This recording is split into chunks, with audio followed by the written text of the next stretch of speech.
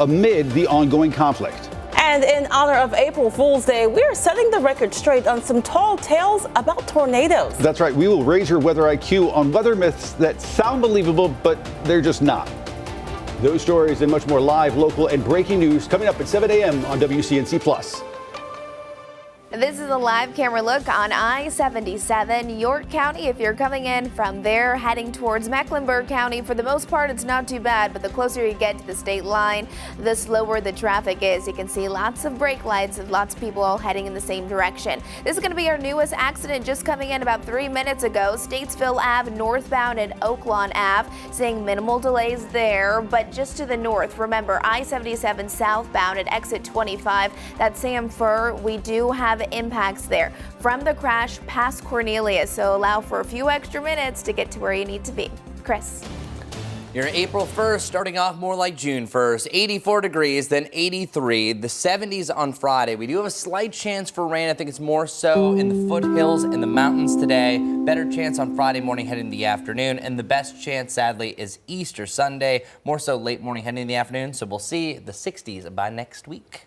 And live pictures right now from Kennedy Space Center, where the countdown is on for NASA's historic launch back to the moon. We'll have the latest on Artemis 2 on WCNC Plus. And don't forget, WCNC Charlotte's chief meteorologist Brad Panovich is going to host live coverage of the launch on WCNC Plus just before 6:30 tonight. You can download it for free to watch on your TV or on your phone. Launch window starts at 6:24, so right. hopefully those clouds don't happen and they get off. Yeah, you wouldn't think that clouds could be an issue, but if you have some growing unstable clouds, that could put a delay. But luckily, they have a 2-hour window, 80% chance for launch in the weather category. Let's go. All right. Join us at 7 a.m. over on WCNC Plus.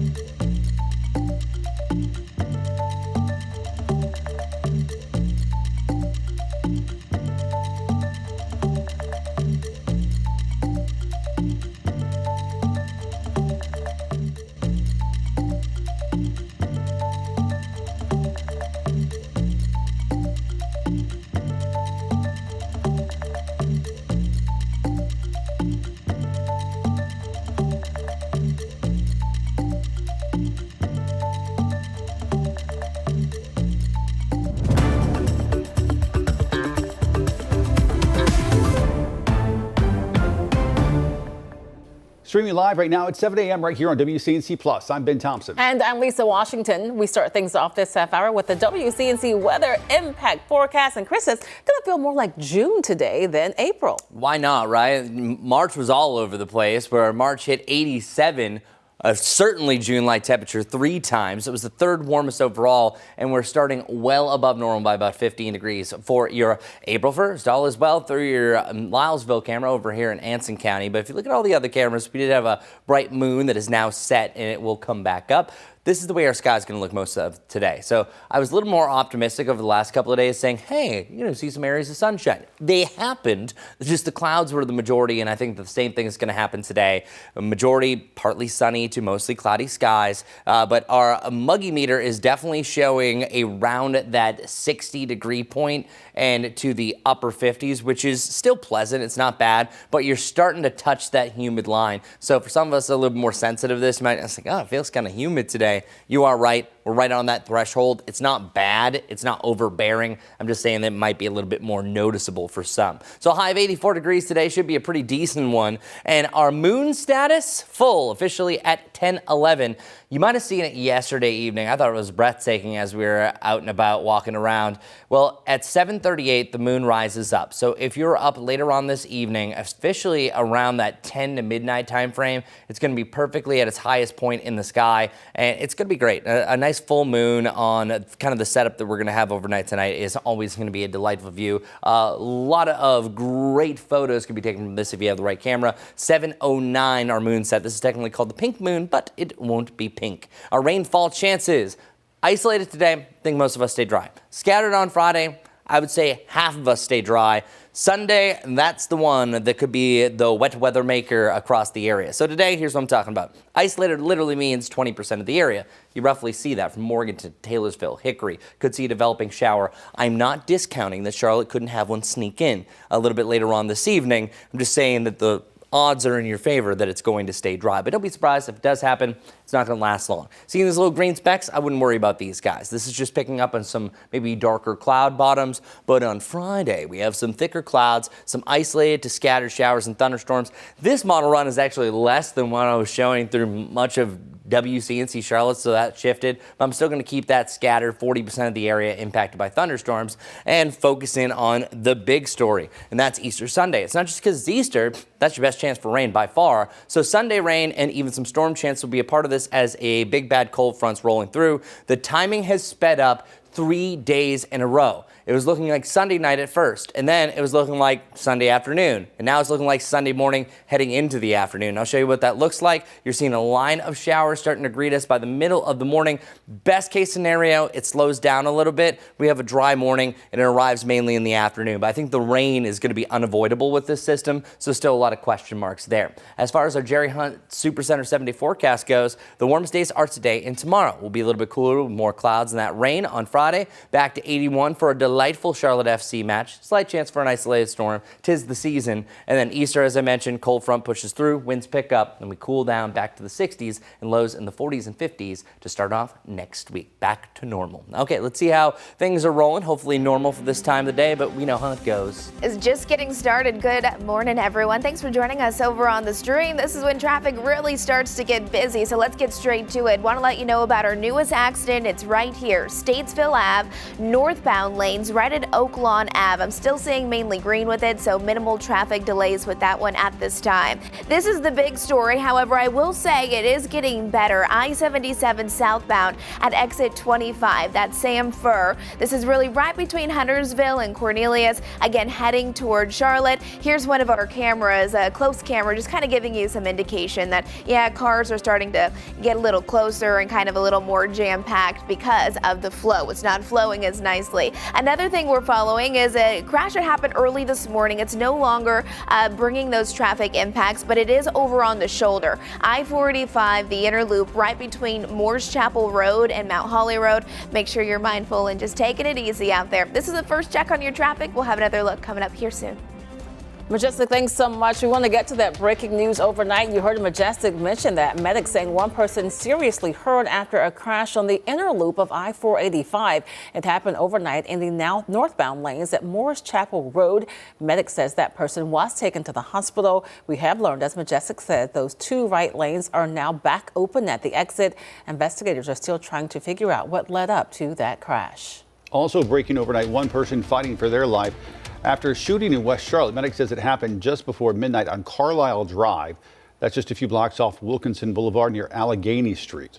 WCNC Charlotte's Richard Devane is live this morning in Uptown. So, Richard, this is just the latest in a number of violent incidents as the weather is getting warmer. Yeah, that's absolutely correct, Lisa. Good morning to you. Good morning, Ben. Good Wednesday morning, April the 1st for everyone out there. Just another example of crimes and weather, and police always concerned as temperatures go up. Sometime crime follows. Temperatures rising in Charlotte, and law enforcement says that often brings an increase in crime. Police say the warmer weather typically leads to more people outside, which can mean more opportunities for crimes like car thefts, break-ins, and even violent crimes. This concern comes as officers investigate a recent incident where a 66-year-old man was shot inside his apartment building. Authorities say it's a reminder to stay alert. They say it's important to lock your doors, always remove valuables from sight in your car, and be aware of your surroundings at all times. Law enforcement also urges people to look out for each other and report anything that's suspicious. They say help keep the community safe as temperatures continue to climb.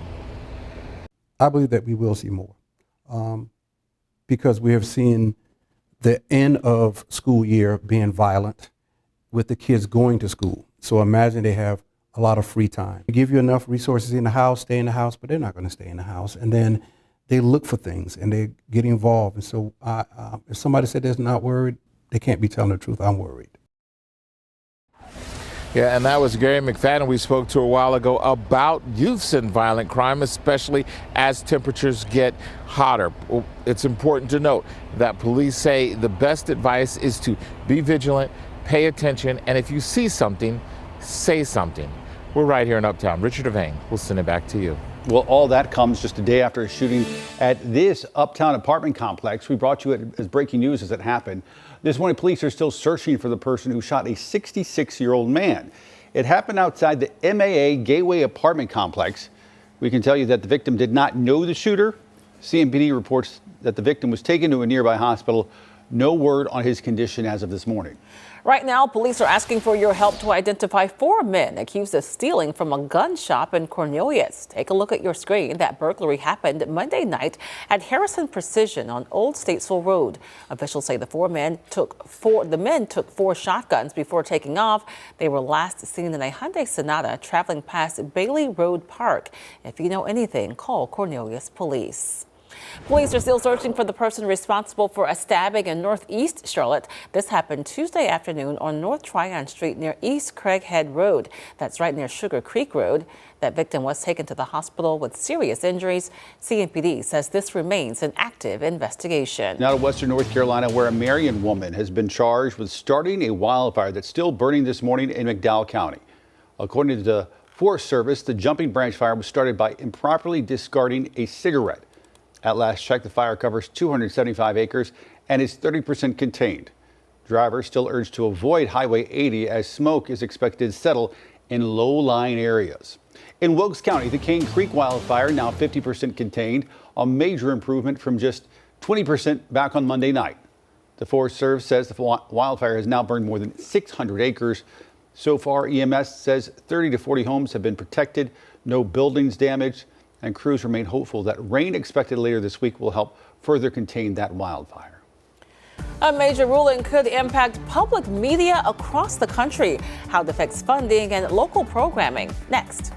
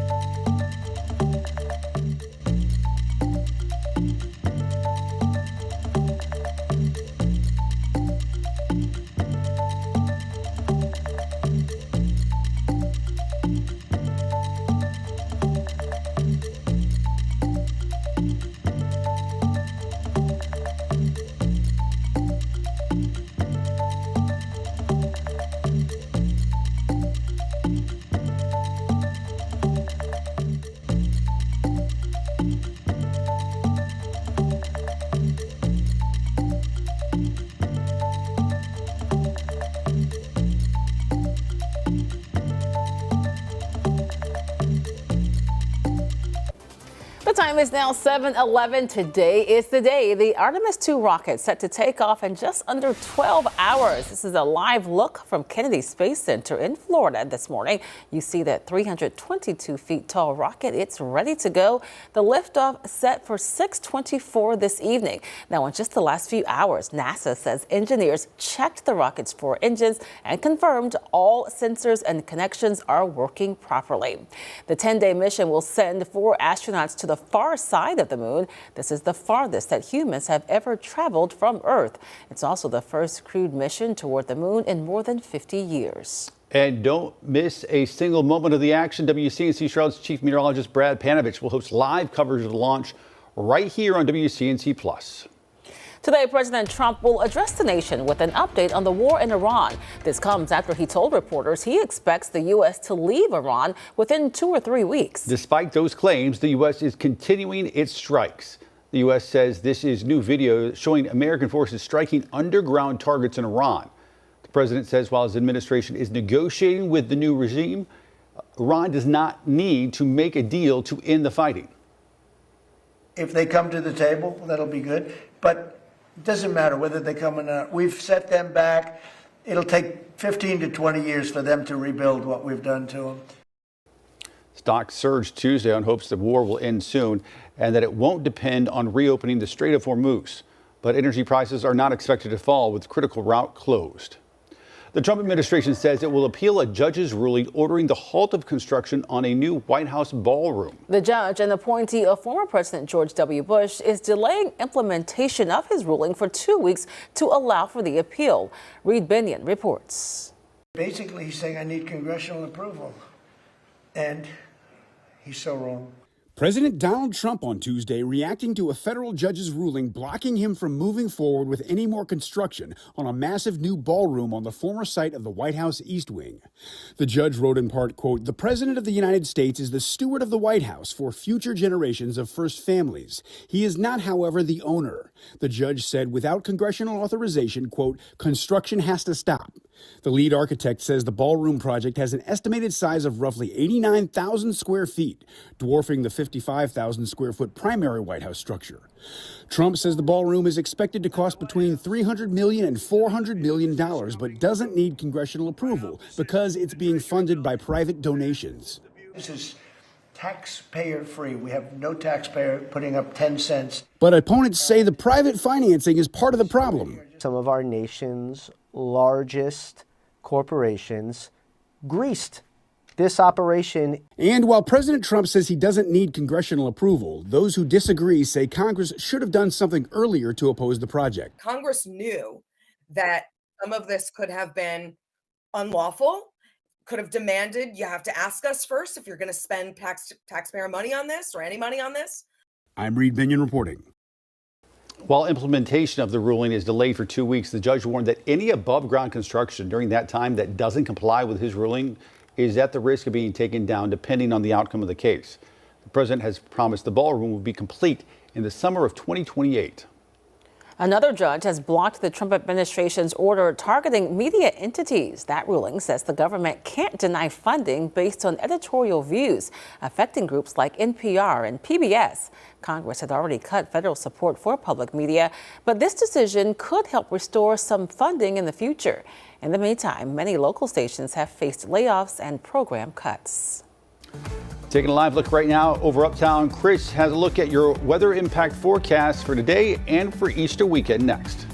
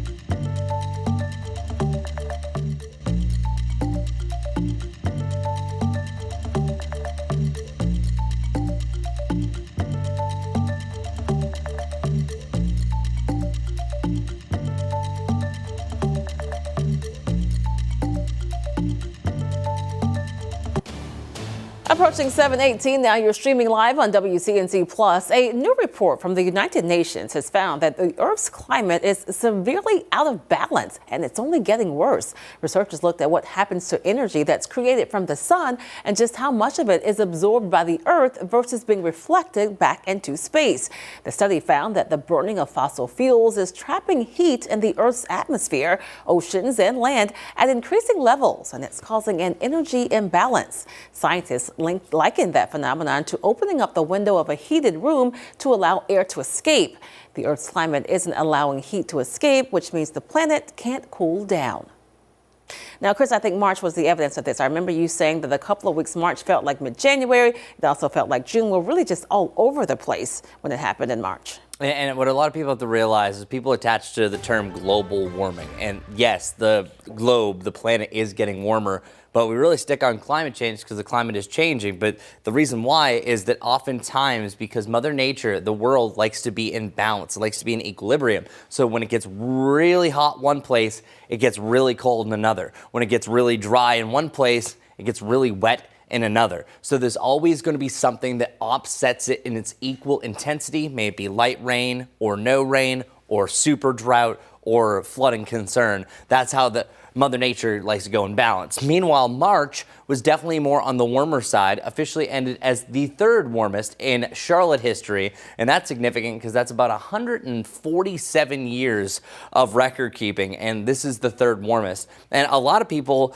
actually came up to me this month saying, is it always like this in March? A lot of newcomers. And I was like, March is volatile. This one kind of separated itself from the rest because also when we got into the upper 80s, it was a lot more noticeable when we fell back to normal. So real quick, we've also been doing an Easter egg hunt throughout the week.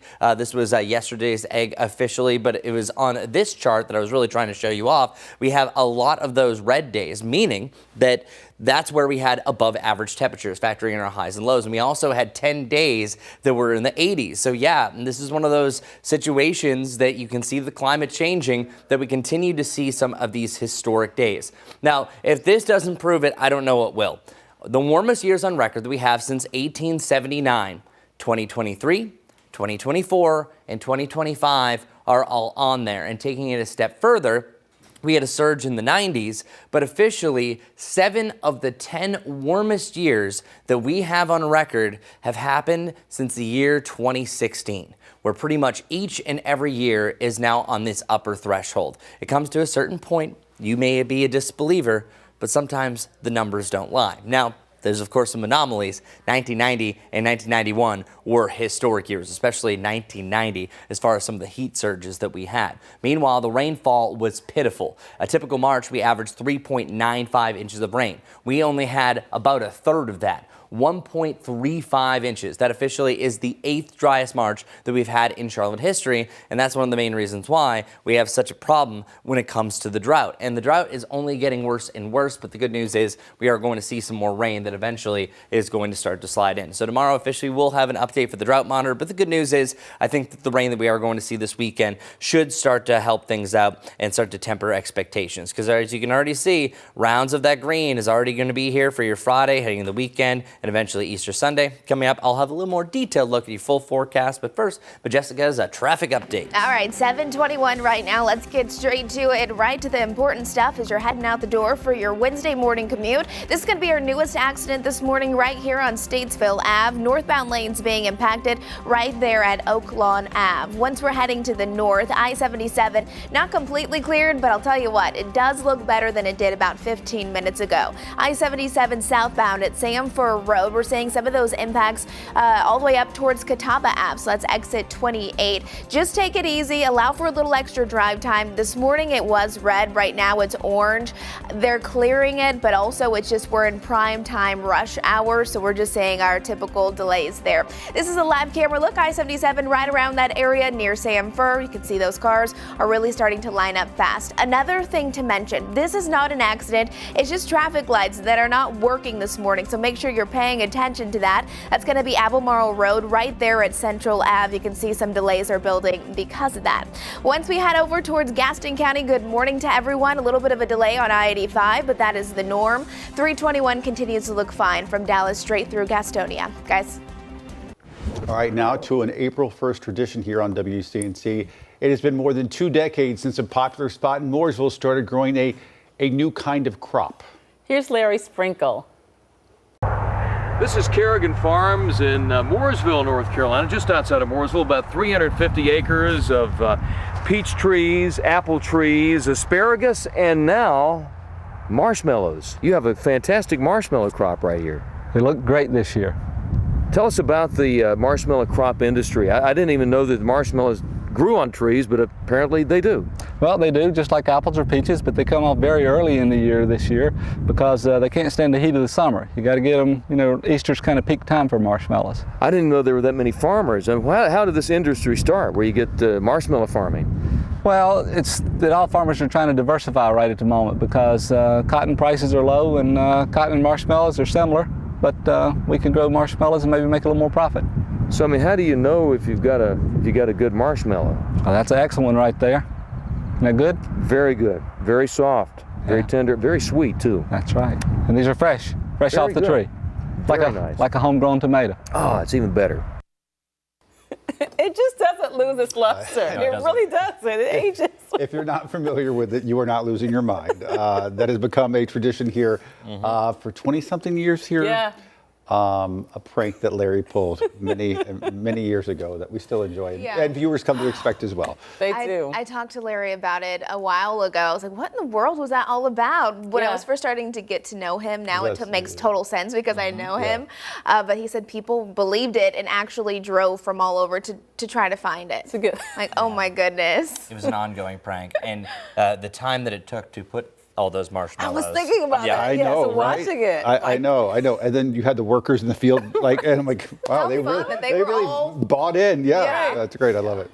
All right, well, approaching 7:25 now. We are going to take a quick break. It's April Fool's Day. Don't forget that, folks.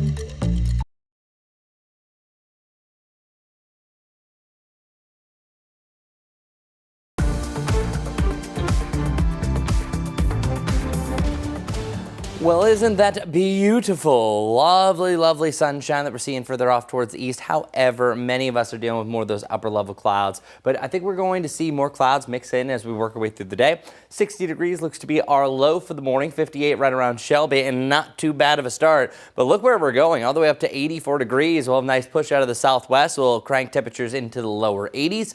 I like the upper 70s yesterday, but yesterday was still great. A tad bit on the humid side, so you might notice that difference. I think a lot more clouds by the end of the day. And our Jerry Hunt Supercenter 7-day forecast keeps it warm over the next couple in the lower to the mid 80s. Back to the upper 70s for your Friday. Slight chance for a shower or thunderstorm to be scattered through the morning into the afternoon. Best chance for rain still going to be Easter Sunday, and then cooler after that. All right, Majestic, what do people need to know about the morning commute? It's getting busy out there. We have several icons popping up, and we're following all these traffic impacts for you over on WCNC Plus until 9 o'clock this morning. Here's one accident you're going to want to know about, especially if you're coming in from Lake Norman, I-77 southbound, right there at Sanford Road. We have an accident that's causing some delays all the way through Catawba Ave, so about a 3-mile backup. Here's a live camera look coming in right around that area. You can see cars are moving, but they're moving rather slowly. Take it easy. Have a great day.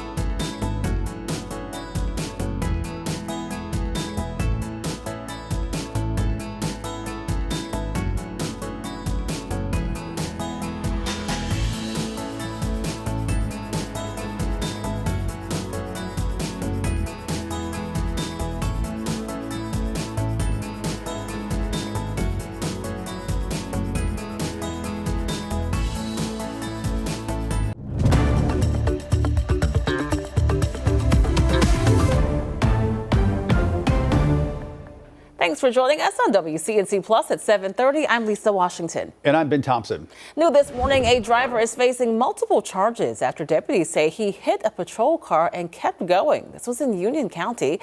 Officials say that deputy was responding to a crash Monday on Lawyers Road when a car rear-ended his vehicle, then fled the scene.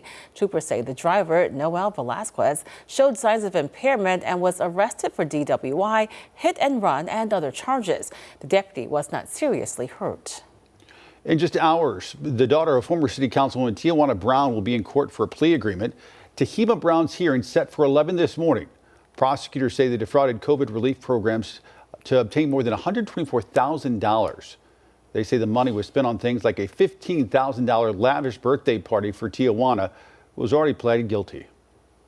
Rapid growth in Cabarrus County is forcing school leaders to make some tough calls, including limiting where new students can attend school. WCNC Charlotte's Destiny Richards now live in Cabarrus County. So Destiny, what is the district doing to help ease the pressure that's put on teachers at a time like this? Yeah, Cabarrus County schools will be putting an enrollment cap on 2 schools. That is W.R. Odell Primary and Odell Elementary School. And the district says this will be in effect for at least more than a year.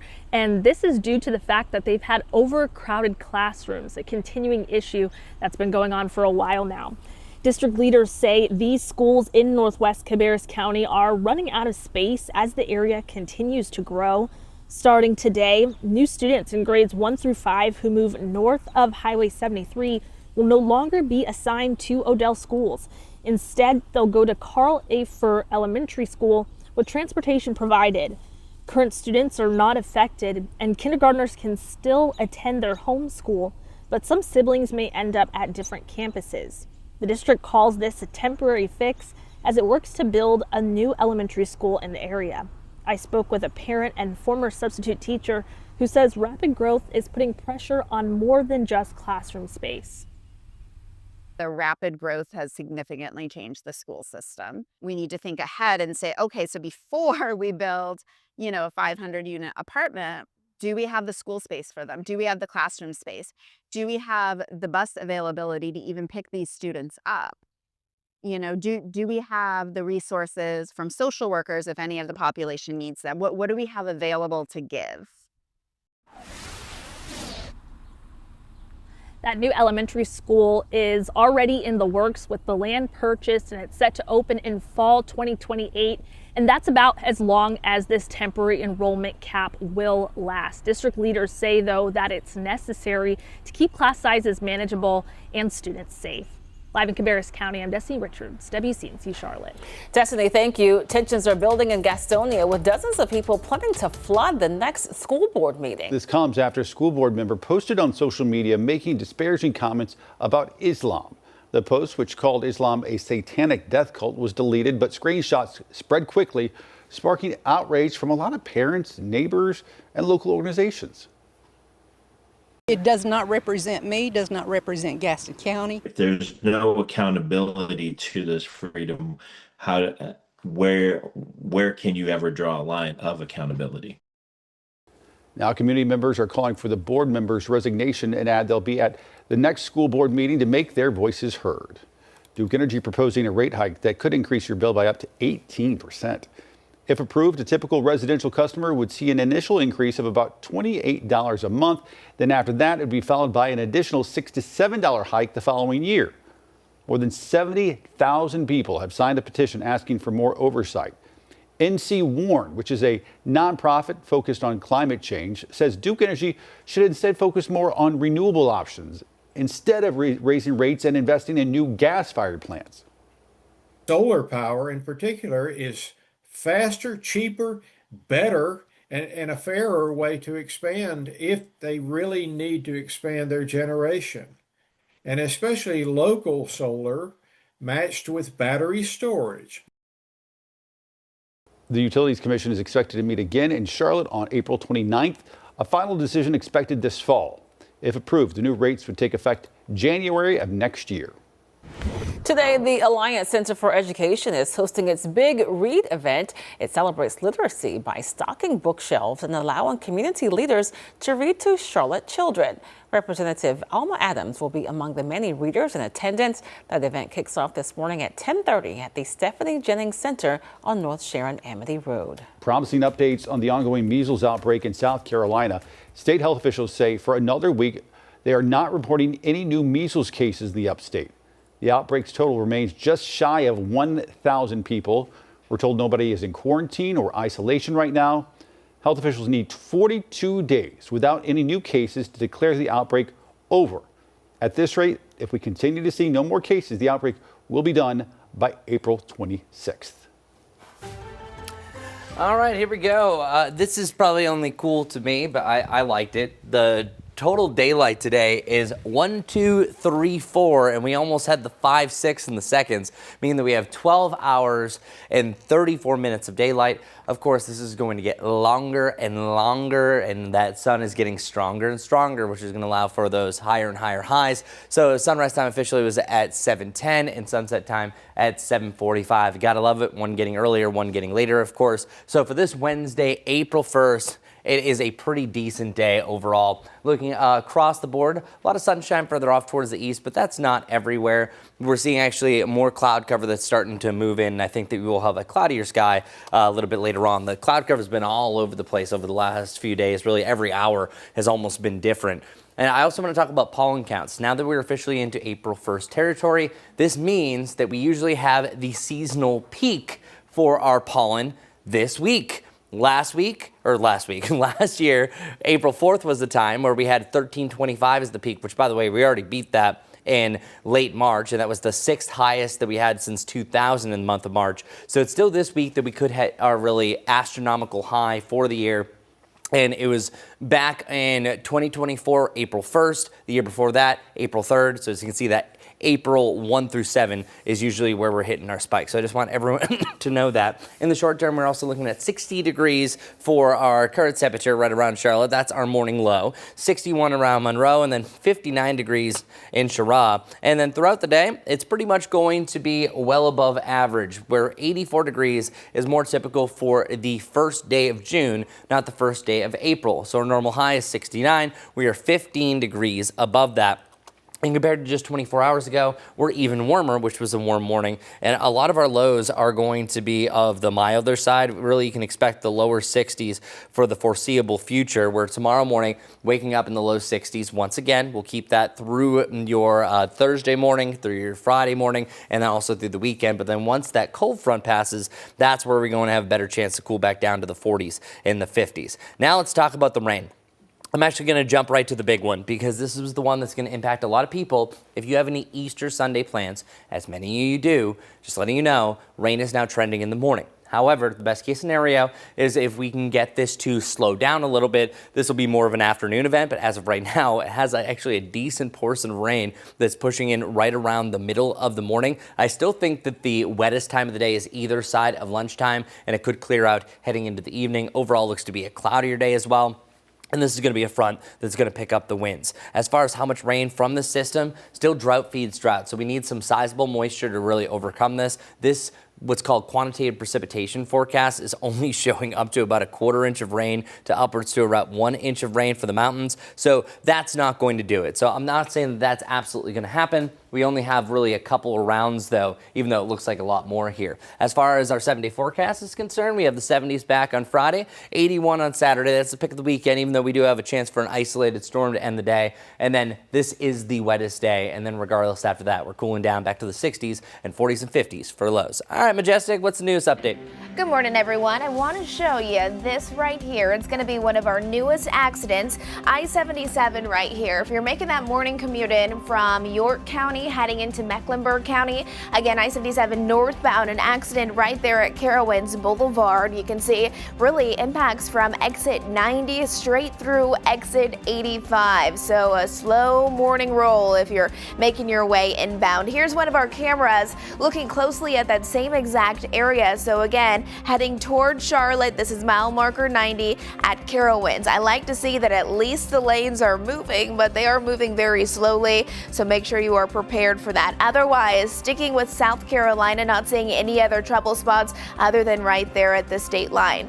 Once we're heading a little more north, this is I-77. This will be the southbound lanes impacted by this crash. It's still ongoing. Samford Road, exit 25. It is getting cleared, but now we're seeing a mix of the traffic that happened because of the accident and then just our overall typical traffic that happens this time of the day. So we're seeing things coming in from the north side of I-77, but also from the southern half as we're looking at our viewing area. We'll have another update all coming up for you here soon. Guys. Majestic thinks spice maker McCormick is merging with one company that may make your favorite mayo. Find out which one next.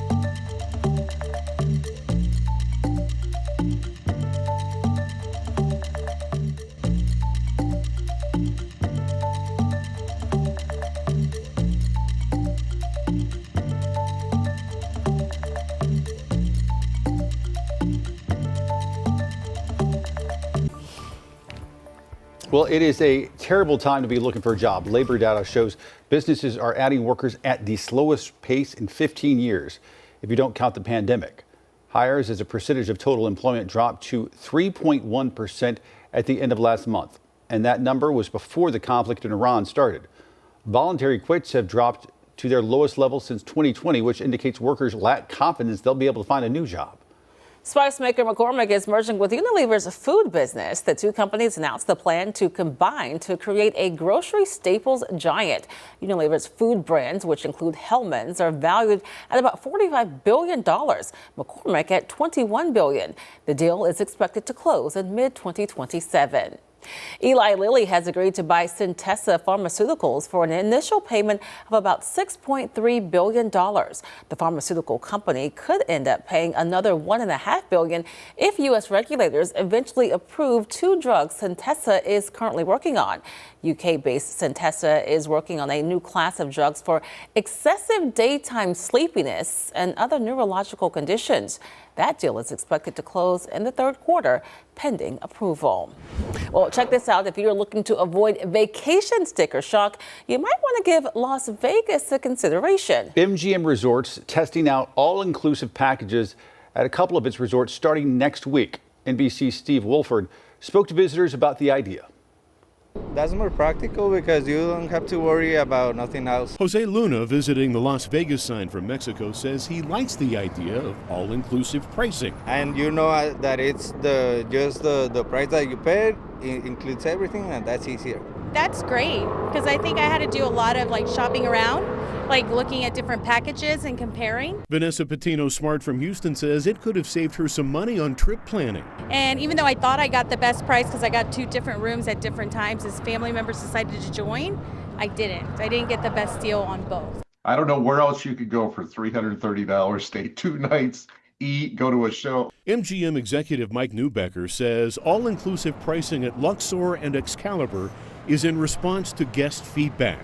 Wrap the parking and resort fees into a package with meals, entertainment, and the room for travelers on a budget. You can look at the number, and literally, if that's all you wanted to spend, you could come to Vegas, spend a couple great days, eat, go to a great show, and know to the penny what you're going to spend at the end of the day. I think for certain properties it's going to catch on incredibly well. Alan Feldman, director of UNLV's International Gaming Institute, says it's an idea that other resort and gaming executives will watch closely.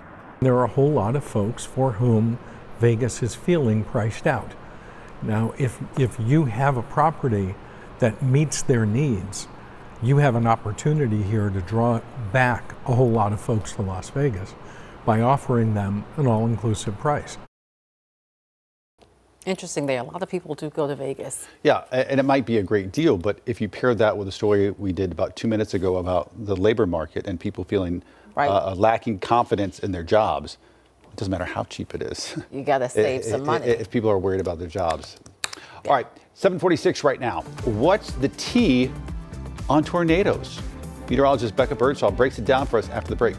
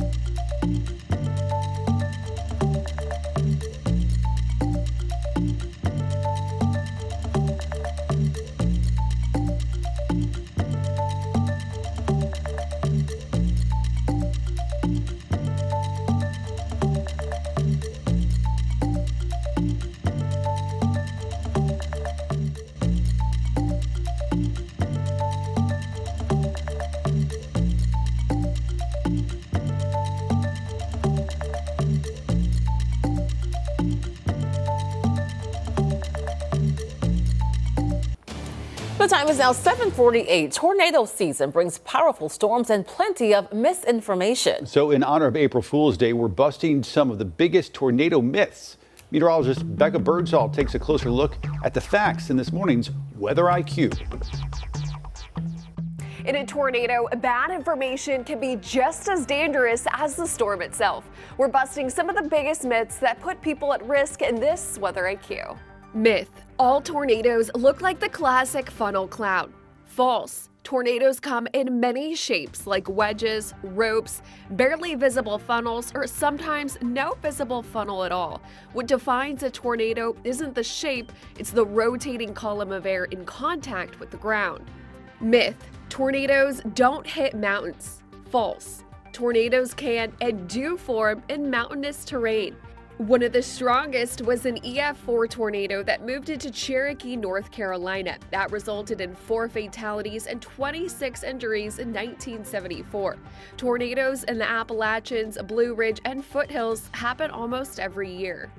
Myth: opening the windows will equalize pressure and save your house. False. Opening windows wastes precious time and it doesn't protect your home. The real damage comes from wind-driven debris, structural uplift, and internal pressure changes that happen regardless of window position. Highways and overpasses are safe places to hide. False. Wind speeds actually accelerate under overpasses, creating a wind tunnel effect. Flying debris plus exposed structure equals extremely dangerous. With your Weather IQ Mythbuster, I'm meteorologist Becca Birdsall. Great job, Becca. And our annual tornadoes per state, and now this is to no surprise because of how big it is, Texas has the most tornadoes each and every year, averaging about 133. Now, I built this graphic for the day that came through in 2024. I think 2025 is now out, so I'll update that probably within the coming weeks once that final data comes in. But the most recent numbers that I was able to find is 31. That's the average amount of tornadoes that we have here in North Carolina, and then 26. That's the 30-year average. So actually more in North Carolina than South Carolina. But the majority of our EF4s that we have had have actually been in South Carolina, right in this spot that's also known as Carolina Alley. So there's other different tornado alleys than the main one that you're thinking about that's almost becoming the new tornado alley, stretching a little bit further off towards the east in Arkansas. There's also Hoosier Alley right around Indiana as well. But really, tornadoes anywhere from the Midwest to the Carolinas, anything goes. But the most active tornado month is actually May. So it starts to spike in March heading into April, and some of the worst ones we've actually had here in the Carolinas is actually April, but it's actually hitting into May more so, where I think the greatest tornado outbreak of all time back in 2011 was smack dab right in the middle of April. So it's really kind of splitting the difference here, but then still pretty active heading into June, as well as some areas that don't typically see them start to see a little bit better conditions for them. This is typically what we see as far as tornadoes go here in the Carolinas, and especially the Charlotte area. It's called the QLCS. When you have a squall line, this is just straight line winds, but oftentimes you can have little kinks and bends in here. And once you get little spin ups like this, that's where you can have that squiggly pattern. So it's right in these little kinks here that you could have a quick spin up along the line. So this is our most classic way things happen. So you almost have these little mini bows that allow for some quick rotation. Now the biggest problem with these, and oftentimes we say, hey, treat every severe thunderstorm warning or this line of thunderstorms as if there is a tornado involved, because so many times I have had to go live for a tornado warning and most of the damage is already done. So for our tornado warnings, just note, QLCSs, they move fast, they form fast, they're short-lived, and they are the most common thing that we see here. So whenever you see kind of a radar signature you see to the right, beware, then we're going to be calling for a very active day. Luckily, I don't see any of these signatures over the next week or so, and especially not today. Let's see if there's anything popping up on Majestic's computer as far as traffic goes. Actually, that map doesn't look too bad. I want to show you I-77 though, because this is going to be the biggest thing that's ongoing right now. Showing you as a zoom it on in, if you're making that morning commute in from York County heading towards Mecklenburg County, we have a crash there that's backing things up really from exits 90 to exits 85. You can see the crash there. Here's one of my live cameras showing you right around that area. So at least the lanes are moving. They're just going to be moving a little slower than they typically would would be if there wasn't a crash. Otherwise, my other cameras here in York County, they seem to be flowing just fine. That's our one watch spot this morning in South Carolina. Let's take you up north just a bit. This is our newer crash right here. Already starting to see those delays build. Brookshire Boulevard inbound at I-85. We're backed up to North Hoskins Road. And then still following this, I-77 southbound lane. So if you're coming inbound, heading towards Charlotte, there's a crash there at Samford Road, exit 25. This is a combination of just our rush hour traffic and then traffic kind of building on top of that because of that ongoing crash. Again, there's that delay from Cornelius into Huntersville, so make sure you plan accordingly. Bottom line, this is our biggest incident right here. I-77 inbound, mile marker 90 out near Carowinds. Guys. Majestic, thanks. Well, Easter is Sunday, right? Well, this is an Easter debate that never seems to crack. Real eggs or plastic eggs for the perfect Easter egg hunt? Some families swear by the tradition of dyed real eggs, saying it's classic, colorful, and nostalgic as well. Others, though, they prefer the plastic eggs, which are easier to hide, less messy, can be filled with candy or prizes, treats, something. There's also the practical side. Real eggs can spoil, while plastic ones can be reused year after year. I will say, as a kid, I remember one of my only Easter memories is dyeing the eggs. It was always a mess, and it was not You didn't fun. love it? No, actually, I enjoyed it. I'm sure my parents thought this is annoying. Right, but why are we doing this? I loved fun. it too. It was fun. I think my Easter egg hunts, they were plastic, and then my grandma would actually put money in it, and it went from like a quarter to $1, $5, $10, and then the winner would have like a $20 bill, and there would be a golden egg. So whoever found the golden egg, maybe there'd be like $50. Okay, you guys had like a lot of money. Ours had like $1 or $2 and a few plastic eggs, but the majority of them were the real dyed eggs. I don't recall any money. No money? The Easter Bunny clearly was not as generous with me. $1 or $2. She's like a 50. Well, we were competitive. There was only one golden egg, so we were running for it. That's so. I was just happy to get a Reese's cup. Same. Live pictures right now over Uptown. Keep it right here on WCNC Plus.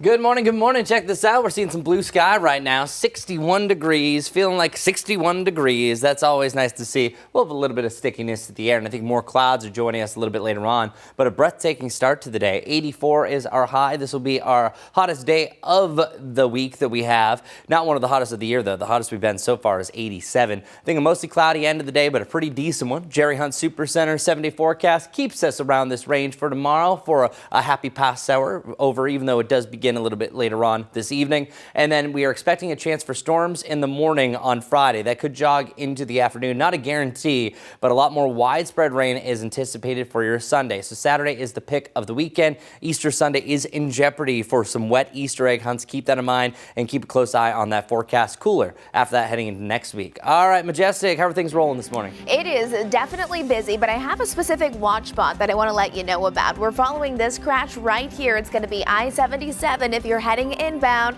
There is a crash there right at exit 90. That's Carowinds Boulevard. We are seeing some delays through exit 85. Make sure you are ready for this slow morning commute if you're heading inbound. Again, here's a live camera look. We're following everything for you over on WCNC Plus until 9 o'clock.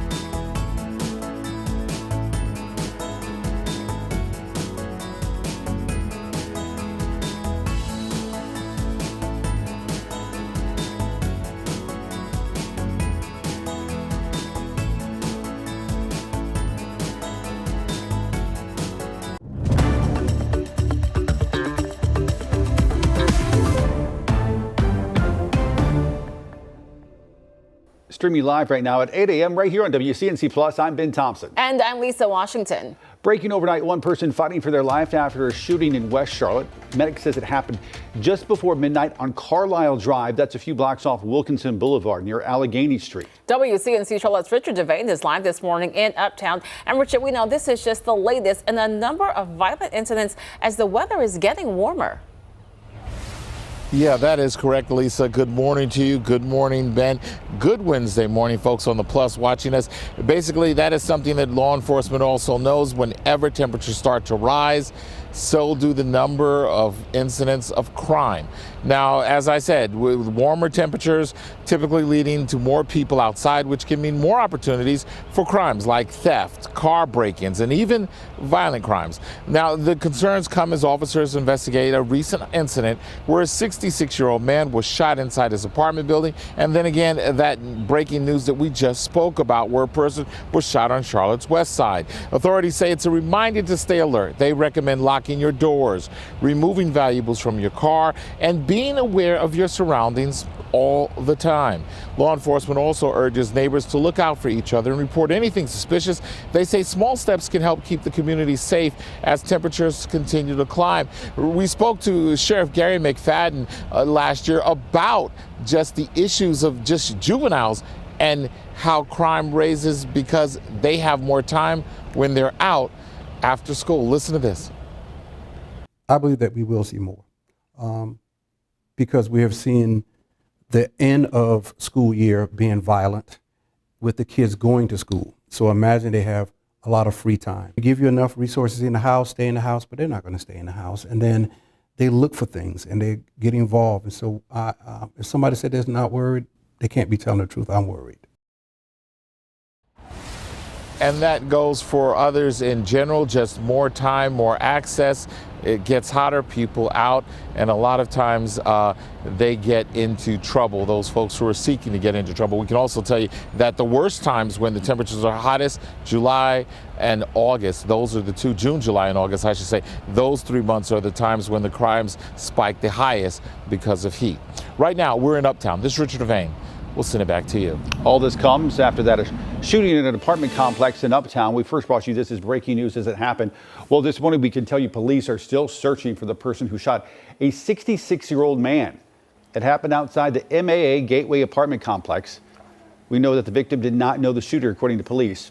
CMPD says that the victim was taken to the hospital. No word on his current condition this morning. Right now, police are asking for your help to identify 4 men accused of stealing from a gun shop in Cornelius. Take a look at your screen now. That burglary happened Monday night at Harrison Precision on Old Statesville Road. Officials say the men took 4 shotguns before taking off. They were last seen in a Hyundai Sonata traveling past Bailey Road Park. If you know anything, call Cornelius Police. And police are still searching for the person responsible for a stabbing in Northeast Charlotte. This happened Tuesday afternoon on North Tryon Street near East Craighead Road. That's right near Sugar Creek Road. That victim was taken to the hospital with serious injuries. CMPD says this remains an active investigation. Chris? Okay, who's ready for a great day? Lots and lots of sunshine to start, but I do think that we pick up more clouds throughout the day. We're already starting to see that yonder off in the distance. 84 degrees is our top, 85 for you in Monroe, and then 86 down in Chirac, even 72 up in the Boone area around Watauga. What a great day. So you can see 4 different shots here. I had everything pointing off towards the west earlier this morning as we were seeing that moon set. Now, typically it'll rise in the east and set in the west, kind of typical fashion there. But what's actually going to happen tonight is going to be a brilliant moon. I'm really excited about this because it's a rare feat that it's going to be up most of the night because it's literally going to rise up as the sun is setting, and it's going to set right when the sun is rising tomorrow. It officially is full also at 10:11, so having the lineup of a full moon being out pretty much all night and it being on the partly cloudy side of things, it's really going to be a breathtaking shot. So if you saw the moon yesterday, it's like, wow, it's a beautiful moon.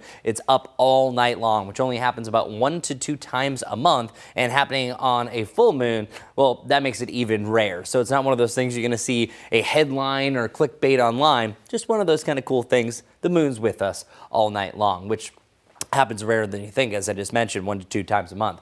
Our average low for this time of the year, 45 degrees. We're going to be at 63, so nearly 20 degrees above that over the next 3 mornings, and even 65 on Sunday. Sunday is going to be an interesting day, Easter Sunday. We start off warm. If we can get the rain to hold off for a while, you can get your Easter egg hunts on, go to church, and you get home, and then it rains. But things are shaping up that it is getting earlier and earlier in the day, so keep that in mind. And once that front clears, talking about either side of 50 degrees. So our futurecast is showing this. Slight chance for rain for those of you that are northwest of Charlotte. So if you're watching from Morganton to Taylorsville up to Banner Elk, say Blowing Rock, you will have a chance for a shower or storm during the day. But then once you get to Friday, I think it's a much better chance that we're going to see a few passing showers, and let's get to there. So through today, I think most likely you're going to be rain-free here in the Charlotte area. Just a nice day, a little bit on the humid side, but still a decent one. But then heading into your Friday, that's where most of the activity is really going to be picking up. So it's more so Sunday that we see a lot more starting to rock and roll into the area. So here's what Friday looks like. You can see a passing shower and developing storm the middle of the morning. Now, I will admit, this futurecast is actually less and less. It was actually looking a lot more impressive 2 days ago, and now it's less impressive even compared to about 3 to 4 hours ago, which means that drought status, drought feeds drought, is starting to work into this. So we might be on the weaker side as far as this system is going, but I'm still going to keep isolated scattered showers and storms around for the morning heading into the afternoon, and some will see a quick dumping of about a quarter to a half inch of rain, while others barely anything at all. Here's your Easter time frame. Starting to see the signs of rain arrive by the middle of the morning, and then I think the peak is going to be either side of noon, and then should be out of here by the evening. There's a lot of things that is going to change with that. For one, the rain totals, number two, the timing, but things keep on getting faster and faster, which is creating more of a wetter morning. So not the best for plans, but there's still a lot of time that this can change. Once that front clears, the 60s, the 50s, and the 40s take back over. 60s for highs, of course, the 50s and 40s for our lows through the middle of next week. So enjoy the warmer days while we have it, feeling more like the beginning of June compared to the beginning of April. Let's get over to Majestic. See how 8 o'clock looking so far. Let's do it. Good morning, everyone. We're heading into a busy Wednesday morning. I want to show you a couple of things that I'm noticing as you're heading out this morning. Want to take you straight to I-77. This will be inbound lanes, northbound lanes as you're heading from York County into Mecklenburg County. We're getting reports of an accident right here at exit 90 with delays taking us back to exit 85. I showed you it there on my map. Here's a live camera look of that specific area. Lanes are moving, but the backup is delayed. You can see about 5 miles there. In addition to that, something new is just north of Uptown. It's a crash right here, just reported at Brookshire Boulevard, inbound lanes at I-85. Still seeing some minor delays with that. This third incident to know about is here, Tuckasegee Road, eastbound at Camp Green Street. We are seeing some delays backing up to Parkway Ave. Again, those are 3 important things you need to know as you're heading out the door this morning. The last thing to mention is this just happening about 5 minutes ago. Sharon Amity Road southbound at Willora Lake Road. There is an accident there that might slow you down just a couple of minutes. Lisa. Before we head to break, here is an exclusive shopping deal for our viewers. Something that every automobile should have is a way to making sure your tires are always properly inflated. That's not just a safety factor, it also saves you money on gasoline, and we know how expensive that is. This is the Miro. This is a jump starter for your car's battery, but it's also an auto inflator as well. It does both and does both extremely well. The Miro unit has an LED display. Instead of old-fashioned jumper cables, which are big and scary and dangerous, this has safety features built in that you rarely see on a unit priced anywhere near this. Once it's hooked up, you're ready to climb into your car, turn the key, and you're back on the road again. You're not only saving time, but dead batteries never happen when it's convenient. It's always late at night, waiting for someone to tow or a good Samaritan to drive by and help you. That isn't always possible. This is the unit that I want in my wife's car, my daughter's car, in your car. Now the retail value is $100. Our deal price is $74.99. That's 25% off. That's a lot of peace of mind for a low price. Scan the QR code or check us out at shoptvdeals.com.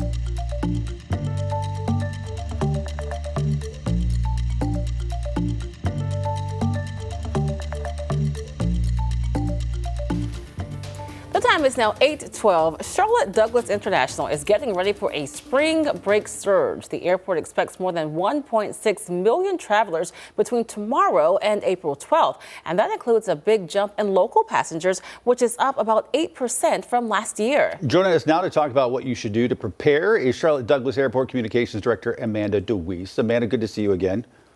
Thanks for having me. All right, first things first, TSA agents being paid once again. That's good news there. But there, I guess, is still a partial government shutdown. So should people expect any sort of residual impacts from the shortage? That's right. So first up, we have been incredibly fortunate throughout this process. And our average wait times are about 10 to 20 minutes. That's in large part due to the outstanding leadership of our TSA here in Charlotte and the dedicated workforce that we have. We have 600 employees locally. We do have security wait times available on our website. So you can check those in real time. You can go to cltairport.com. You can download the app. That has been something that's gotten a lot of use lately by passengers, as well as even local media like WCNC. That's right. We certainly have been using that a lot, and glad to see those numbers being low. So we said there's going to be a surge between now and April 12th. You're going to have people flying who don't typically fly very often because of spring break. CMS on spring break last week, the largest school, this coming week, I should say, the largest school district in our area. What are going to be the busiest travel days? That's right. So starting tomorrow, April 2nd through Sunday, April 12th, we are going to see close to 1.7 million passengers in the terminal. So it is more condensed this year. You have 8 of the large school districts all coinciding within 1 week. So CMS, York, Gaston, and others. So that's going to have that passenger volume, peak in a smaller time frame. Those busiest days to look out for are going to be tomorrow and Friday. So April 2nd, April 3rd, and then Sunday, April 12th. And so how much time should people anticipate, considering the TSA agents are back at work, but also that we are seeing a consolidation of a lot of people traveling in the next week? How much time are you telling people to give themselves? Yeah, so we always say to be inside the terminal 2 hours before a domestic flight and 3 hours before an international flight. So you can check the security wait times. We always say a couple of hours before your flight leaves. So you need to check that before you even get to the airport, so you can plan ahead. Just get early. You want to be there. You don't want to start your vacation stressed. And you know what? You actually bring up a very important point. In the airport 2 hours before, because how many times have you circled or made those loops if you're looking for parking at the airport? So you definitely have to allow time for that as well. That is right. That is right. So we always say book your parking when you book your flight, but 25,000 parking spaces are available at CLT on our property. And of those, 17,000 are online booking only. So that means you really need to book in advance, at least 3 hours before you get there. So do that ahead of time. You will secure placement in one of your preferred options. You will lock in at the best rate. We also have a royalty program you can sign up for, so you can earn rewards with parking. And while you're online checking parking, also a good idea to go ahead and check the airport's social media accounts, because you guys are always quite active. That's right. We always have something to say. So real-time updates on kind of traffic impacts and things like that. You can follow us on Facebook, Instagram, X, YouTube. But if you go there today, you might see some of our new friends, some friendly goats who are helping us with landscaping on the air side. Oh, I noticed just a few minutes ago. Goats. Oh. Keep in mind the date. Yeah. I saw it. Like, what? What is this? What's happening? So anyway, we always like to have fun. It's a fun day for us. So. Exactly. It doesn't have to be all serious and stressful just because it's air travel. Just real quickly, because we mentioned it last week, the airport was collecting gift cards for TSA agents because of the shutdown. Can you provide a little more clarity on why the program has been concluded?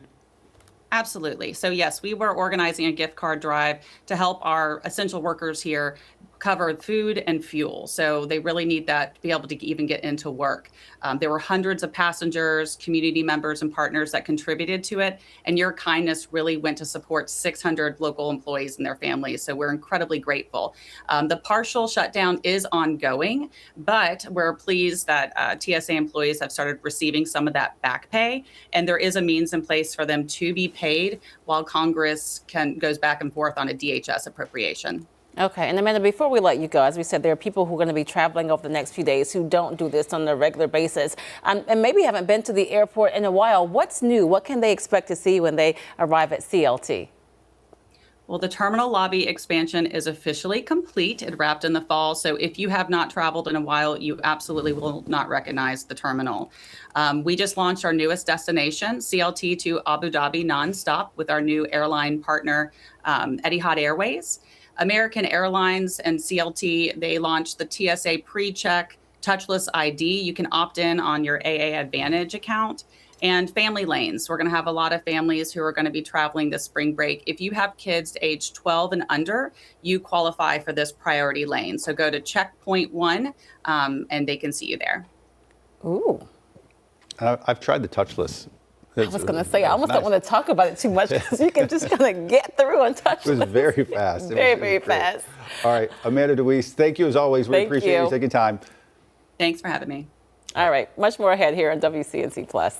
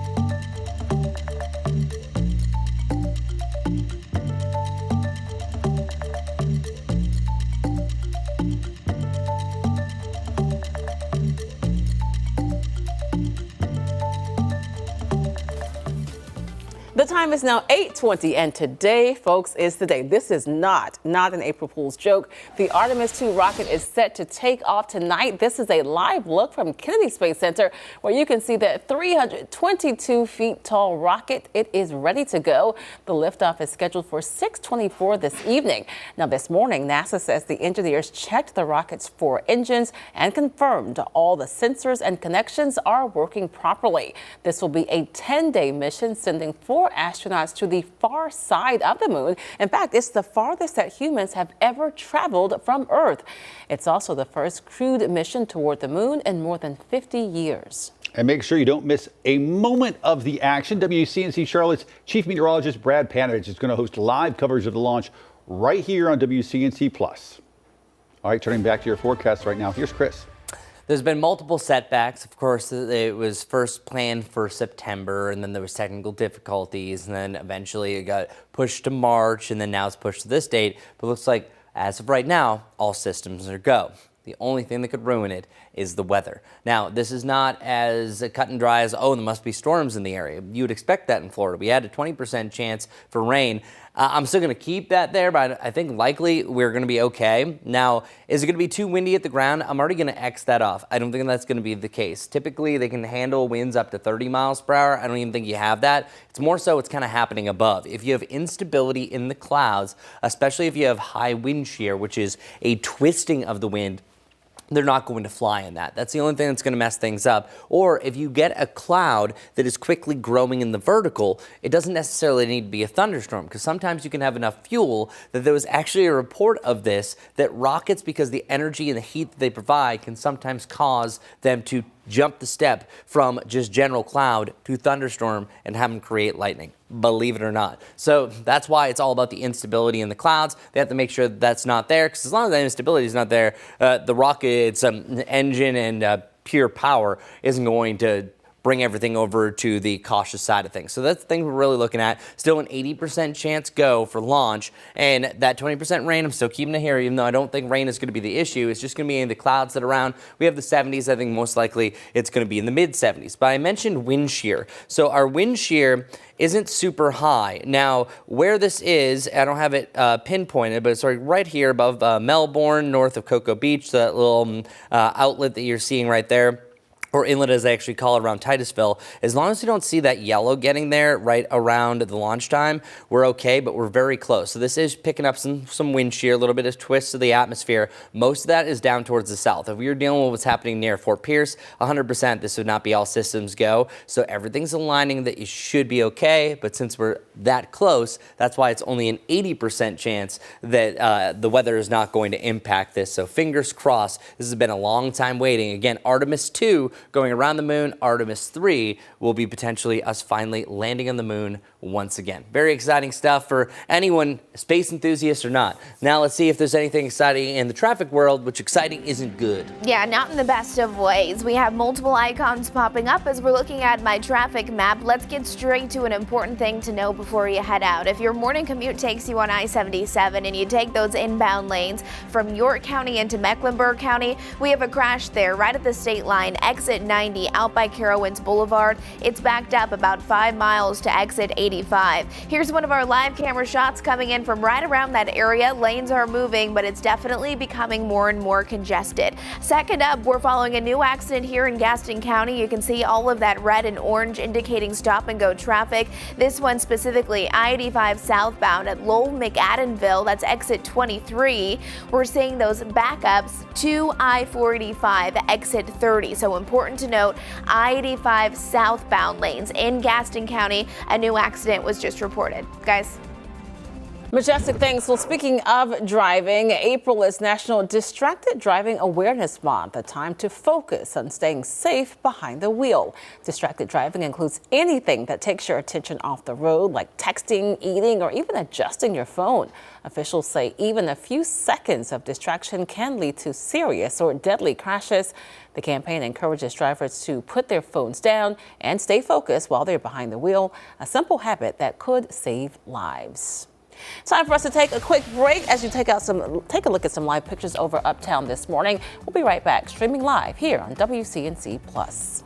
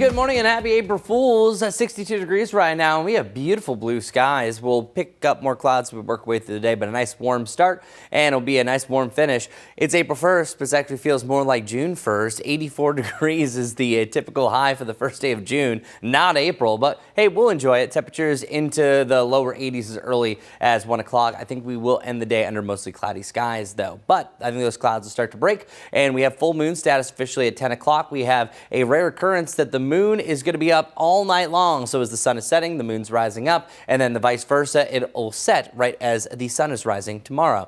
And then happy Passover later on tonight, heading into tomorrow. Temperatures both in the mid 80s to the lower 80s. And then we have the 70s with the next chance for showers and storms on Friday. Sunday, Easter Sunday, still looking to be the best chance for rain. All right, Majestic, what do people need to know this morning? Good morning, everyone. It is busy out there for your Wednesday morning commute. And just as a reminder, I'm over on WCNC Plus until 9 o'clock this morning, covering all of these accidents, keeping you up to date. Do need to let you know about this one. It's going to be impactful. I-85 southbound at Lowell McAdenville. That's exit 23. There is a crash that's delaying you all the way up to I-485. There's a live camera of that. We'll see you over on WCNC Plus.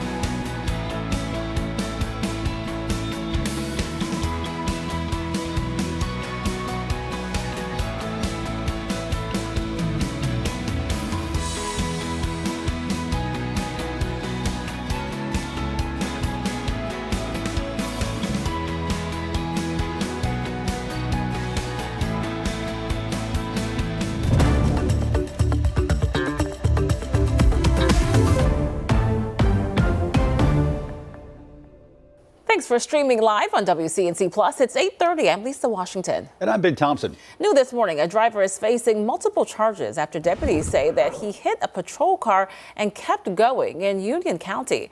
Officials say that deputy was responding to a crash Monday on Lawyers Road when a car rear-ended his vehicle, then left the scene. Troopers say the driver, Noel Velasquez, showed signs of impairment and was arrested for DWI, hit and run, and other charges. The deputy was not seriously hurt. In just hours, the daughter of former city councilwoman Tijuana Brown will be in court for a plea agreement. Tahima Brown's hearing set for 11 this morning. Prosecutors say they defrauded COVID relief programs to obtain more than $124,000. They say the money was spent on things like a $15,000 lavish birthday party for Tijuana, who's already pled guilty. Rapid growth in Cabarrus County is forcing school leaders to make some tough calls, including limiting where new students can attend school. WCNC Charlotte's Destiny Richards now live in Cabarrus County. And Destiny, what's the district doing to help ease the pressure that teachers face? Well, Cabarrus County Schools is putting a cap on new enrollments at Odell Primary School and Odell Elementary School, and this comes as the district deals with the ongoing issue of overcrowded classrooms. Now, district leaders say these schools in northwest Cabarrus County are running out of space as the area continues to grow. Starting today, new students in grades 1 through 5 who move north of Highway 73, that's the attendance zone, will no longer be assigned to Odell schools. Instead, they'll go to Carl A. Furr Elementary School with transportation provided. Current students are not affected, and kindergartners can still attend their home school, but some siblings may end up at different campuses. The district calls this a temporary fix as it works to build a new elementary school in the area. I spoke with a parent and a former substitute teacher who says rapid growth is putting pressure on more than just classroom space. The rapid growth has significantly changed the school system. We need to think ahead and say, okay, so before we build, a 500-unit apartment, do we have the school space for them? Do we have the classroom space? Do we have the bus availability to even pick these students up? Do we have the resources from social workers if any of the population needs them? What do we have available to give? That new elementary school is already in the works. The land is purchased and it's set to open in fall 2028. But it does still await funding approval from county commissioners. But the district says this temporary enrollment cap is necessary until that new school opens to keep class sizes manageable and keep students and staff safe. Live in Cabarrus County, I'm Destiny Richards, WCNC Charlotte. Tensions are building in Gastonia with dozens of people planning to flood the next school board meeting. It comes after a school board member posted on social media making disparaging comments about Islam. The post, which called it a satanic death cult, was deleted, but screenshots spread quickly, sparking outrage from parents, community leaders, and local organizations. It does not represent me, does not represent Gaston County. If there's no accountability to this freedom, where can you ever draw a line of accountability? Now, folks there in the community are calling for the board member's resignation and add they'll be at the next school board meeting to make their voices heard. Right now, plans are in place at Charlotte Douglas to address recently identified hot spots and to make the airport safer. A new FAA report names spots nationwide where pilots are more likely to make mistakes while they're on the ground. At Charlotte Douglas, one of those spots is a complex intersection where multiple taxiways meet, making it easy for the pilots to get turned around. Another warning, pilots have accidentally turned the wrong way after landing and re-entered an active runway. Finally, a third spot was cited for signage and for tight spacing. We reached out to the airport to ask about these hot spots, and the spokesperson tells us the first will be removed during construction for a new runway. The second is also being removed in a project set to begin next year. The third spot will be removed in 2028. Duke Energy proposing a rate hike that would increase bills by up to 18%. If approved, a typical residential customer would see an additional increase of about $28 a month. It would be followed then by an additional $6 or $7 hike the next year. More than 70,000 people have signed a petition asking for more oversight. A nonprofit focused on climate change says Duke Energy should focus more on renewable options instead of raising rates and investing in new gas-fired plants. Solar power in particular is faster, cheaper, better, and a fairer way to expand if they really need to expand their generation. And especially local solar matched with battery storage. The Utilities Commission expected to meet again in Charlotte April 29th. Final decision expected in the fall. If approved, those new rates would take effect January of next year. Today, the Alliance Center for Education is hosting its Big Read event. It celebrates literacy by stocking bookshelves and allowing community leaders to read to Charlotte children. Representative Alma Adams will be among the many readers in attendance. It kicks off this morning at 10:30 at the Stephanie Jennings Center on North Sharon Amity Road. Promising updates on the ongoing measles outbreak in South Carolina. State health officials for another week reporting no new measles cases in the upstate. The outbreak's total remained just shy of 1,000. We're told nobody's in quarantine or isolation. Health officials need 42 days without any new cases to declare the outbreak over. At this rate, if we continue to see no more cases, it could be done by April 26. 8:36 right now. Turning back to your weather impact forecast. Here's Chris. Let's get right to it. We have lots of blue sky to begin the day, so that's a nice little change. We've had some blue sky and sunnier conditions over the last couple of days, but there's been the cloudier portions. It just depends when that's going to arrive. I think today's cloudier portion of the day is going to be a little bit later on in the day, but enjoy the sunshine while we have it. 62. That's going to allow temperatures to warm up quickly in the next few hours. We'll be back into the 70s, and that means it's an easy shot for the 80s. And this is no April Fool's joke because we are 2 months ahead of schedule with this one. High temperature getting around 84 degrees. As I've been mentioning, that is the climatological high for June 1st. And mixed cloud and sunshine early on, eventually changing over to more of a partly sunny and mostly cloudy end of the day. Our muggy meter is showing we're on the threshold. So all I'm saying here is I'm not calling today a humid day. You just might be out and about saying, it's kind of humid today. I think that's the sentence. Kind of humid, as we're right along that cusp. So technically, it's still bearable. It's comfortable for many, but you are starting to notice a change to the atmosphere. And the more moisture, of course, you add in, the better the rain chance, especially if you can get a front to roll in or some sort of low pressure system, a trough, all the above. Well, that's going to bring more of a scattered rain chance come Friday, and then Sunday still to be the most likely. And you dislike when your rain chances start to align, that it is the day that you probably want to do the most stuff outside, such as maybe an Easter egg hunt on Sunday or going to church. That's where you have the best chance for rain. So let's go through our rain chances in the short term. Scattered rain to the northwest. We do see a little disturbance here. I'm going to keep a chance for an isolated shower really heading into the evening. Even though you don't see a lot here in the Futurecast, it's still going to be a possibility. Thursday, I'm going to drop the rain chance. You see a couple of green specks. I don't think that's really going to lead to anything more. I think it's more darker cloud bottoms is what it oftentimes can mean. But then check out your Friday morning. That's where we're starting to see a few individual cells. A few of these could turn into some thunderstorms, especially late morning heading into the early afternoon, seeing a pulse of these into the latter part of the afternoon as well. So this is the true definition of scattered. You never know what you're going to get, kind of like the box of chocolates, increasing the cloud cover as we head into your Saturday. And I think most of your Saturday is trending to stay dry. So our Jerry Hunt Supercenter 7-day forecast, we have the mid to the lower 80s, depending where you are over the next couple of days. And then 77 degrees for your Friday. That's where you have a chance for thunderstorms, mainly rain on Sunday, but I think there is going to be a thunderstorm chance along that line. It really just depends. If that line arrives later in the afternoon, I think we have more of a thunderstorm situation. If it's more in the morning, I think it's more of just rain. So something we have to really watch. And then it's also a lot cooler because the cloud cover 75 degrees, eventually cooler though, upper 60s on Monday and Tuesday. So we're getting deeper into the morning. It's usually at this time that traffic starts to simmer down a little bit. Let's see if that is the case. Still pretty busy. You can see my map, lots of icons still popping up. You know, there's going to be a few accidents that are a little more important than others, including this one, impacting a lot of folks for their morning commute. This will be I-85 southbound lane, so heading away from Uptown, this time at Lowell McAdenville exit 23, backed up to I-485 exit 30. You can see that stop and go traffic really prevalent there, and here's a live camera look of that specific area. Again, I-85 southbound. This is near Moore's Chapel, where you can see the lanes, all 4 lanes, they're moving, but they're moving pretty slow. So plan accordingly if you're heading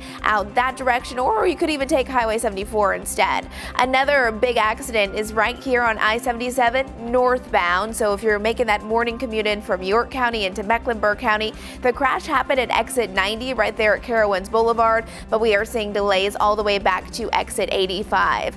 Closer to Uptown, Tuckasegee Road eastbound at Camp Green Street, we're seeing some minimal delays with that accident, but this one I would say may slow you down about 5 minutes just north of that. That's Brookshire Boulevard inbound at I-85 there, backed up to North Hoskins Road. Those are a few important things that I'm watching for you right now. We'll have another check on those area roadways coming up soon. 40 right now on WCNC Plus. When we come back, we introduce you to our newest hometown hero. Find out how they've made an impact in their community.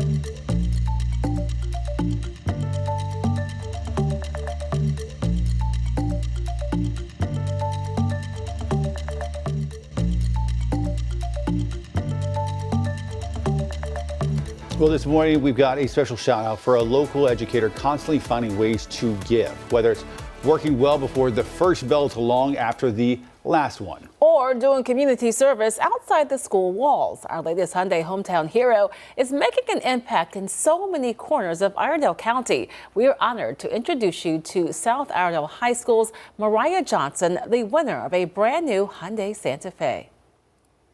At South Iredell High School, good morning, Viking Nation. Students pack the auditorium for a special presentation. We do fire drills, we do safety drills. Principal Robert Little says the WCNC Charlotte news team is here to talk about Red Cross Month. It's a really great time to think about how you can best be prepared, because we know that can make a huge difference in an emergency. PE teacher and girls basketball coach Mariah Johnson is on stage too, as her boss has asked her to help with the presentation. From what we hear, she is always ready to jump in. You know, she goes to basketball games, softball games, baseball games, she goes to football games. She's there for every kid. It's amazing. That's on top of the early mornings as a bus driver, late nights on the hardwood as a coach, and leading community service off campus with civic group Troutman Brewerton.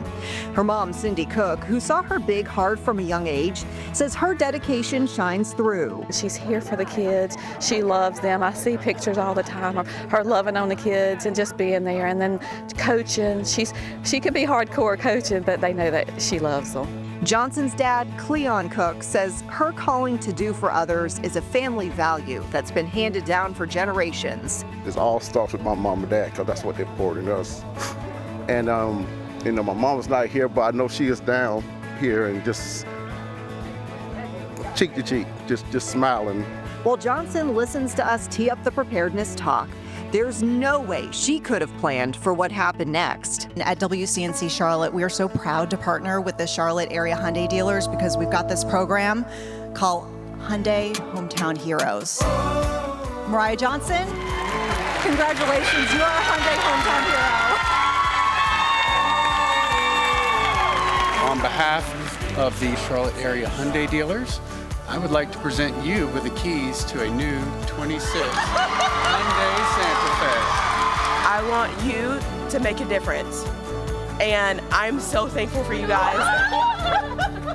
I'm super thankful and super grateful for this. We care about where we work, we care about where our dealerships are located, and we try and be rooted in those places. So when we get to partner with our manufacturers like this and participate in events like Hometown Heroes, it's just one more way for us to embed ourselves in the community and try and be a part of recognizing great people. Great people like Mariah Johnson, a hometown hero with a heart to serve, immeasurable impact, and now a brand new Hyundai Santa Fe. Teaching is one of the most blessed experiences that I have, and I wouldn't change it for the world.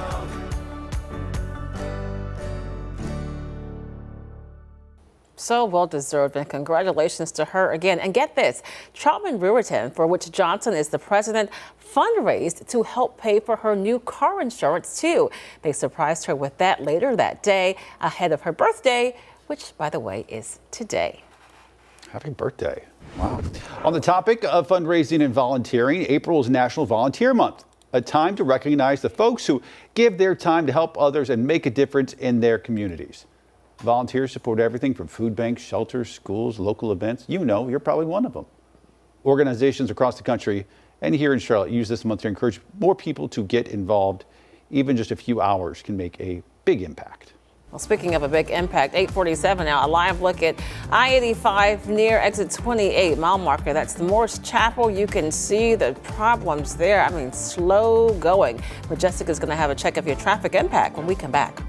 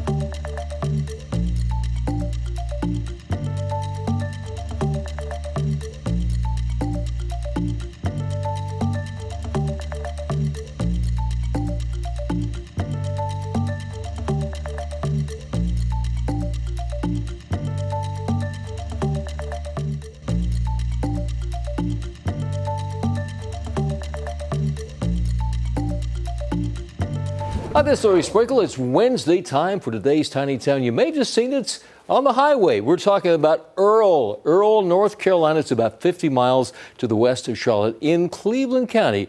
Earle's population, 198. It's less than a square mile in territory. Very tiny town for sure.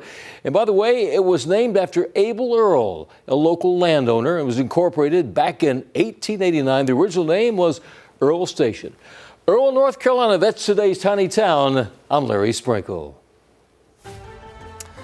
Okay, everybody, we got some sunshine to start off the day, and it's usually the late morning to the first hours of the afternoon that we have the most impactful sun. So we still actually have a burn time up to 25 to 30 minutes, especially if you have fair skin, with a UV of 8. Now, of course, it goes up much higher to an extreme level. We're nowhere near that. We need to mess with the sun's angle before we get to that point. But we have been messing up with the angle where the winds are coming from, mainly out of the south and southwest. That's going to keep things still bearable, but we're kind of on that sticky cusp overall. I think you start to feel a lot more by Friday, and that's going to be a better chance for showers and storms. Let's talk about our rain chances.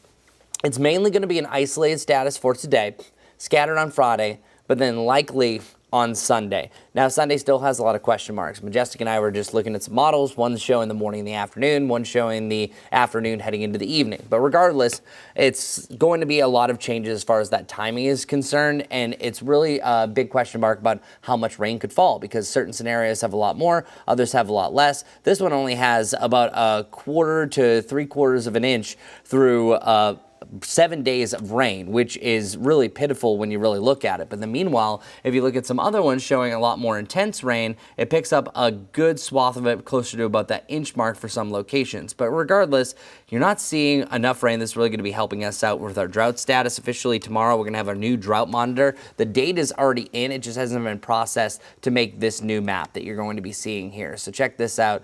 This is the most recent update that we had last Thursday, up to 12% extreme drought, including parts of our area right around the Charlotte area. So that does include counties such as Cabarrus and Union over to Stanley, parts of Anson County. You're an extreme level where if we keep on going in this direction, there's going to be some mandated water restrictions, and people don't like that, especially heading into this time of the year. But we desperately need the rain, but luckily we are going to be seeing that very, very soon. As far as the short-term forecast, you have a chance for an isolated shower storm. I think it's more so heading into the evening, but really not a huge area of shower storm activity. By Friday, though, in the middle of the morning, we do have some passing showers. Some isolated storms is going to be a possibility. This will also continue in the afternoon. It's one of those tougher forecasts that I can't really say the front's going to arrive in and out at this point, and then we'll blast some more moisture heading into the weekend. And overall, our futurecast is really up in the air. It just depends on what this line of showers and storms is going to do, where one's showing a little bit more aggressive, the other one's showing more of just, hey, we have some rain, maybe some embedded storms that could be along there. So just keep that in mind. That's going to be the biggest change, talking about our Easter Sunday. And then plain and simple, enjoy the warmer temperatures. We have 84 degrees for today. Your Thursday looking pretty good. You have 83 degrees and then 77 because of more clouds and the chance for that rain on Friday, right back up to 81 for the pick of the weekend. Easter Sunday, I think clouds really dominate regardless of when the rain's going to roll in. High of 75 and back to the 60s by next week. All right, one more time. Here on WCNC Plus, we're going to look at traffic. All right, nearing that 9 o'clock hour, and we still have several ongoing problems. Take a look at my map. I mean, this tells a story within itself. Let's talk about a couple of important things. This accident here is I-85 southbound, so heading outside, heading away from Uptown. This is going to be there at Lowell McAdenville, exit 23. We're seeing some of those backups to I-485, exit 30. So there it is in my map. Here it is as we switch it over to a live camera look. So heading outbound, you can see I-85 there at Morse Chapel. It is moving, but it's moving very slowly. Again, back to my map. Let's take you to I-77 this time from York County into Mecklenburg County, where another accident is still ongoing, and it's been active for the last 30 to 45 minutes. It happened right there at the state line, right at Carowinds Boulevard, so exit 90, and we're seeing those delays back to exit 85. This one was just cleared, the one I had been talking about there on Tuckasegee Road, but remember Sunset Road at Reams Road, that is still ongoing with minor impacts delaying your early morning commute. Guys. Majestic, thanks. Keep it right here on WCNC Plus. Up next, we'll go live to the Live Impact studio. We'll be talking about recent medical breakthroughs extending lives. That's coming up in just a few minutes right here on WCNC Plus.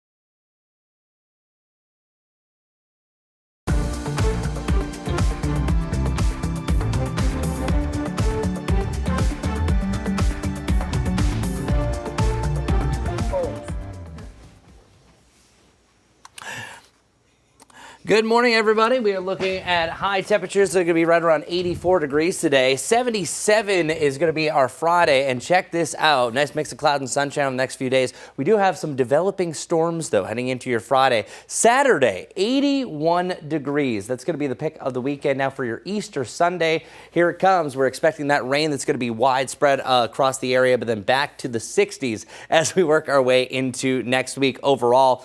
This is going to be a day that you have a slight chance for a little bit of rain, but I think most likely it's staying off towards the west, up in the mountains, and then we're going to see more clouds by the end of the day. Enjoy the warmest day of the week, 84 degrees, no fooling. All right, Majestic, one last look at our morning commute. Let's get to it. Good morning, everyone. What a gorgeous day we have to look forward to. But look at this. My map is not so gorgeous. Lots of ongoing issues. I want to take you straight to the most important thing. This right here, I-85 southbound at Lowell McAdenville. That's exit 23.